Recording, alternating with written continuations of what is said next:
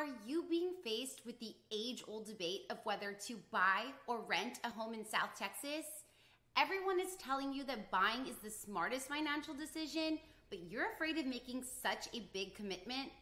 In this video, I'm going to give you 5 things to consider when deciding whether you should buy or rent your next home and hopefully put that painful process of decision-making to rest. If we haven't met, I'm Lexi Esparza, the realtor that educates, and I specialize in first-time homebuyers across South Texas. My first suggestion on what you should consider when deciding whether you should buy or rent in South Texas is probably the most concerning factor.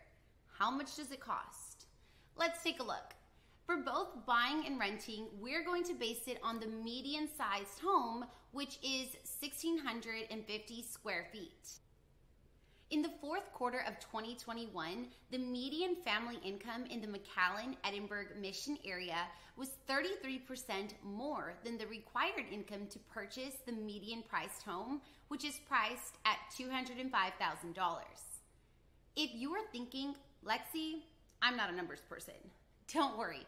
This means that a good amount of people make more than what they need to purchase the average home in the area. This is amazing news. Now let's take a look at rental prices.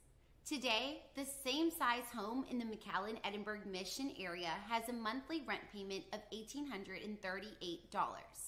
Based on estimates you can see in the chart that a monthly payment of $1,838 would support a purchase price of $274,808 on an FHA loan with 3.5% down. By no means am I saying if you can afford this monthly payment, you can go purchase a house of this price by tomorrow. Of course, there are other factors that go into qualifying for a home loan, and a mortgage lender can help you with that. What I am saying though is when you put it into perspective, it's amazing to see what purchase price the average monthly rent payment can support. If we're solely looking at the monthly prices, we can conclude that it is more affordable to buy than rent in South Texas.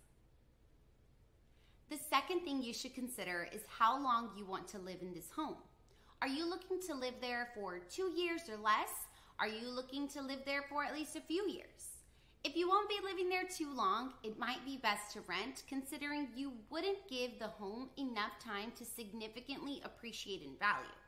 However, if setting down roots, at least for a few years, is likely, buying would be a great option, considering the return you can make when you sell years down the line. My third tip is to consider the risks involved with both buying and renting. With renting, you don't build any equity, you have limited ability to customize your home, rent could potentially go up, and your landlord can always decide to sell or stop renting out their property. On the buying side, there are risks you take as well, such as being responsible for all maintenance and repairs, which may require money, time, and effort. It's a little harder to pick up and move, and there are expenses such as taxes and interest involved. The fourth tip when deciding whether to rent or buy is to go over the requirements of both.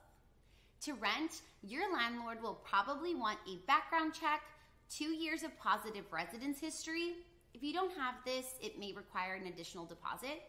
They'll also want your monthly income, and it usually needs to equal 3 times the amount of the monthly rent. They would like good credit, the first month's rent, etc. To buy a home with a loan, a lender will need your last 3 pay stubs, 2 bank statements, a credit score of 580 and above, and your last 2 years of W-2s or tax returns if you're self-employed. When deciding, make sure you have these items lined up. My fifth and final recommendation is to assess your financial situation. A good rule of thumb is to make sure your monthly costs for the roof over your head do not exceed 30% of your monthly income. Do you have money saved up to pay for the down payment and closing costs that come along with buying a home? If not, there are options. There are many programs in Texas that can assist you with such costs, And since I am a Texas affordable housing specialist, I would love to help you with that if you have any questions. Another option is to, of course, save up till you're ready with that money and rent in the meantime. To summarize, there are many different factors when deciding what is best for you between buying and renting. All in all, if you have money saved up, want to set down some roots, customize your space, and build that equity, buying is probably the better option for you. If you don't have much money saved, you're looking to move quickly, and don't want to deal with maintenance and repairs, renting may be the better option. When deciding between buying and renting though, it's important to look at your specific situation. It's different for everyone. And of course, don't be afraid to lean on professionals who can help. If you enjoyed this video or found it helpful, you may want to check out my next video where I will be simplifying the home buying process. And of course, if you have questions specific to you and your debate on whether to buy or rent, click the link down below to ask. I'd love to help you figure out if now is actually a good time for you to buy or if renting is what's best for you.